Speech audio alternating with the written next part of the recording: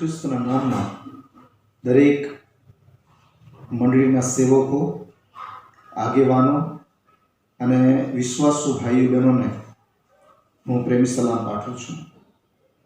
ખાસ કરીને યુટ્યુબ દ્વારા તમારા સુધી પ્રભુના વચનો લાવવા માટે મને પ્રેરણા આપનાર એવા પ્રભુના સેવકો રેવરન્ડ રાજેશભાઈ મેઘવાન સાહેબ અને રેવરન્ડ બેન્જામિનભાઈ ચૌધરી સાહેબ કે જેઓએ મને પ્રેરણા આપી અને તેઓની પ્રેરણા દ્વારા તમારા સુધી પ્રભુના વચનો આજે હું લઈ આવી રહ્યો છું. એના માટે પ્રભુનો હું પુષ્કળ આભાર માનું છું.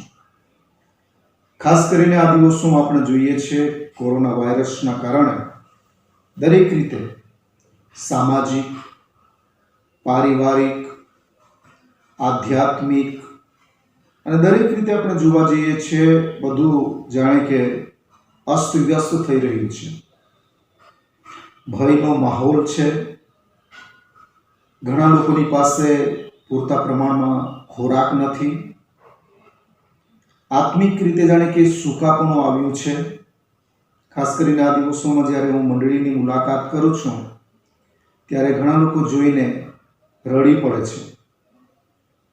કારણ કે એક સમય હતો જ્યારે તૈયાર કરવાના દિવસો હતા, આત્માથી સત્યતાથી પ્રભુની ભક્તિ કરવાના દિવસો હતા. એ દિવસો જાણે કે જતા રહ્યા અને એ દિવસોની કિંમત હમણાં સમજાય છે. આ કંઈ નવું નથી. આપણે બાઇબલના ઇતિહાસમાં જોઈએ છીએ તો શરૂઆતથી આવા દિવસો આ પૃથ્વી ઉપર અચાનક આવ્યા અને આવા દિવસોમાંથી ઘણા લોકોએ પસાર થવું પડ્યું. અને વાલા ભાઈઓ બહેનો, આજે હું તમને એ બાબત બતાવવા માંગુ છું કે જ્યારે આપણે પ્રભુ અને તેના સામર્થ્ય બળમાં શક્તિમાન થયેલા હોતા નથી ત્યારે અનેક પ્રકારની આવી પોઝિશનમાંથી આપણને પસાર થવું પડે છે. આપણે ચિંતિત બની જઈએ છીએ, ભયભીત થઈ જઈએ છીએ, આપણે અવિશ્વાસમાં આવી પડીએ છીએ. અને શિષ્યોના જીવનમાં પણ આવી જ પરિસ્થિતિ આવી હતી. પવિત્ર શાસ્ત્ર બાઇબલની અંદર આપણે વાંચીએ છીએ કે પ્રભુ ઈસુ ખ્રિસ્ત શિષ્યોની આગળ સ્વર્ગ રાજ્યના વચનો, ખાતરીદાયક વચનો સાદી ભાષામાં સમજાવતા હતા. એમની આગળ ચમત્કારો કરતા હતા અને જ્યારે એમનો પરીક્ષાનો સમય આવતો હતો ત્યારે તેઓ અવિશ્વાસમાં પડી જતા હતા.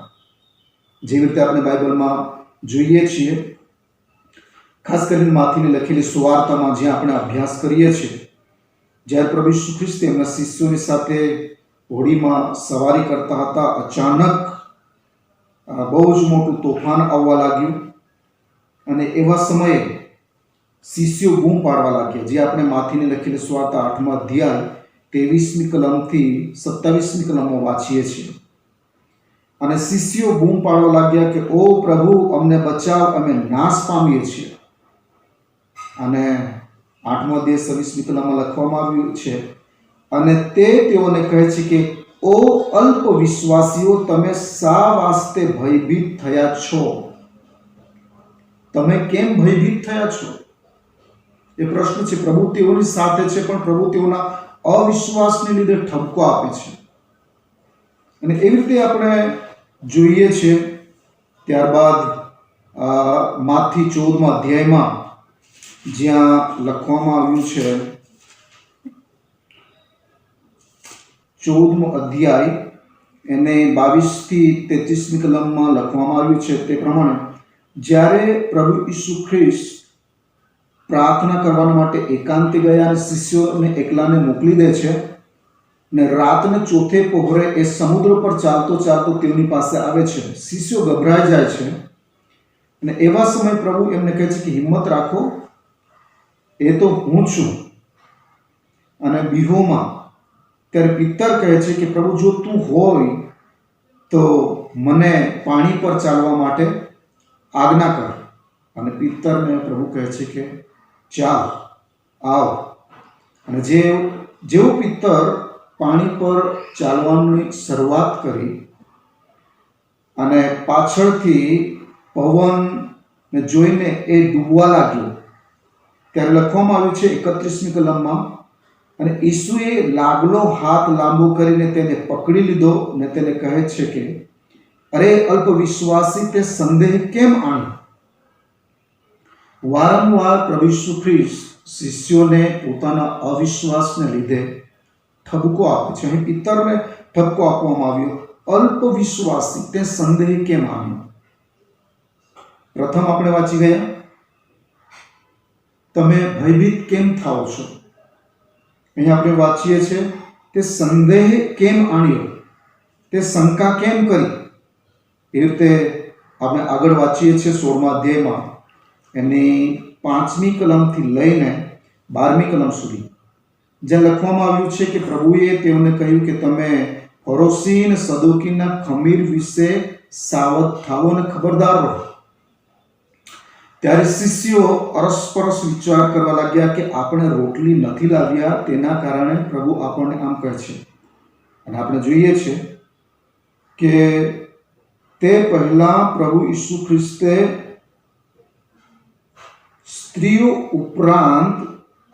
સ્ત્રી અને છોકરા ઉપરાંત 4000 પુરુષોને જમાડ્યા.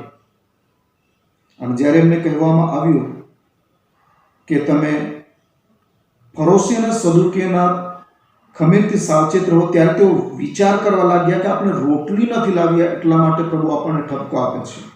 ને એમના અવિશ્વાસને લીધે પ્રભુ એમને ઠપકો આપતા કહ્યું, 16મો અધ્યાય અને 8મી કલમમાં લખવામાં આવ્યું છે, ઈસુએ એ જાણીને તેઓને કહ્યું કે, ઓ અલ્પ વિશ્વાસીઓ, તમારી પાસે રોટલી નથી, તે માટે માહો માહે કેમ વિચાર કરો છો? અલ્પ વિશ્વાસીઓ.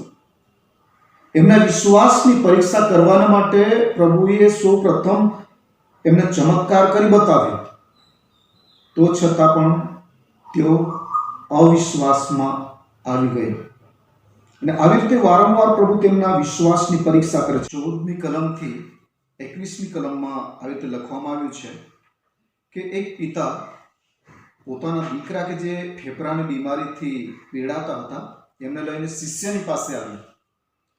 અને શિષ્યો તેમનામાંથી એ ફેફડાનો આત્મા કાઢી શક્યા નથી. અને છેલ્લે એ પિતાએ પ્રભુ ઈસુ ખ્રિસ્તને ફરિયાદ કરી. ત્યારે પ્રભુએ જે કહ્યું એ આપણે વાંચીએ. માથીની લખેલી સુવાર્તા 17મો અધ્યાય 17મી કલમમાં લખવામાં આવ્યું છે, ત્યારે ઈસુએ તેને ઉત્તર દીધો કે, ઓ અવિશ્વાસી તથા આડી પેઢી, ક્યાં સુધી હું તમારી સાથે રહીશ? ક્યાં સુધી હું તમારું સહીશ? એ લખવામાં આવ્યું છે કે આડી પેઢી, અવિશ્વાસીને આડી પેઢી, એનો અર્થ કે શિષ્યો ત્યાં પણ અવિશ્વાસમાં પડી જાય છે. પ્રભુ વારંવાર એમને ઠપકો દે છે. ત્યાર પછી શિષ્યો એકાંતમાં ઈસુની પાસે જઈને તેમને પૂછે છે કે અમે કેમ એ છોકરામાંથી એ ફેફડાનો આત્મા કાઢી શક્યા નથી? ત્યારે 20મી કલમમાં આપણે વાંચીએ છીએ, ત્યારે તેણે તેઓને કહ્યું કે તમારા અવિશ્વાસને લીધે, કેમ કે હું તમને ખચિત કહું છું કે તમને રાઈના દાણા જેટલો વિશ્વાસ હોય તો તમે આ પહાડને કહેશો કે તું અહીંથી ખસી જા, ને તે ખસી જશે, અને તમને કંઈ અશક્ય થશે નહીં. પણ પ્રાર્થના તથા ઉપવાસ વગર એ જાત નીકળતી નથી. આપણે જોઈએ છે અહીં પણ પ્રભુ ઈસુ ખ્રિસ્ત શિષ્યોને એમના અવિશ્વાસને લઈને ઠપકો આપે છે. એવી રીતે આપણે જોઈએ છીએ પવિત્ર શાસ્ત્ર બાઇબલમાં યોહાનની લખેલી સુવાર્તા એનો 17મો અધ્યાય. શિષ્યો વારંવાર અવિશ્વાસમાં પડે છે એટલે સુધી કે પ્રભુ ઈસુ ખ્રિસ્ત મરણ પામ્યા અને જીવતા ઉઠ્યા ત્યાં સુધી શિષ્યો અવિશ્વાસમાં હતા. અને શાસ્ત્ર વચનમાં આપણે વાંચીએ છીએ યોહાને લખેલી સુવાર્તા તેના 20મો અધ્યાય 24થી 29મી કલમમાં તમે વાંચી લેજો.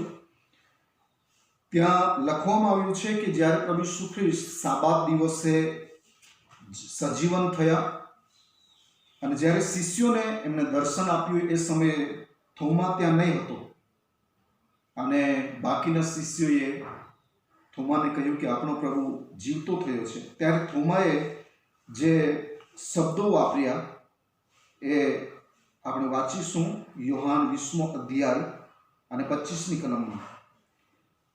તેથી બીજા શિષ્યોએ તેને કહ્યું કે અમે પ્રભુને જોયો છે. પણ તેણે તેઓને કહ્યું કે તેના હાથમાં ખિલ્લાઓના વેહ જોયા વિના તથા મારી આંગળી ખિલ્લાઓના વેહમાં મૂક્યા વિના તેની કુખમાં મારો હાથ ઘાલ્યા વિના હું વિશ્વાસ કરવાનો જ નથી. ભાર દઈને થોમા કહે છે કે હું વિશ્વાસ કરવાનો જ નથી. આ શું બતાવે છે? પરિસ્થિતિને લઈને, સંજોગોને લઈને, નિરાશાઓને લઈને તેઓ વારંવાર અવિશ્વાસના પરીક્ષણમાં પડે છે. જ્યાં સુધી પ્રભુ ઈસુ ખ્રિસ્ત સજીવન થયા, તેઓને સદર્શન આપ્યું અને તેઓને કહ્યું કે તમે યરુશલેમથી જતા ના, પણ મારા બાપનું વચન પૂર્ણ થાય ત્યાં સુધી તમે સંગતમાં રહેજો, પ્રાર્થનામાં રહેજો. અને 50માના દિવસે જ્યારે પવિત્ર આત્મા તેઓ પર ઉતરી આવ્યો, તેઓ પવિત્ર આત્માથી ભરપૂર થયા, અન્ય ભાષા બોલવા લાગ્યા, ત્યાં સુધી તેઓ અવિશ્વાસમાં રહ્યા. અને પવિત્ર આત્મા જ્યારે તેઓ ઉપર આવ્યો અને તેઓ પવિત્ર આત્માથી ભરપૂર થયા, પરમેશ્વરના આત્માએ તેઓના જીવનમાં જે અવિશ્વાસ હતો એ અવિશ્વાસ દૂર કર્યો, ભય હતો એ ભય જતો રહ્યો, તેઓની આત્મિક સ્થિતિ સુધરવા લાગી અને જે તેઓએ સાંભળ્યું હતું તે સર્વ વચનો પરમેશ્વરના આત્મા તેઓના સ્મરણમાં લાવવા લાગ્યા. ખાસ કરીને આ 50મા દિવસે તમને દરેકને એ બાબત હું કહેવા માંગીશ કે આવો આપણે સંગતમાં, પ્રાર્થનામાં અને ઉપવાસમાં બની રહીએ.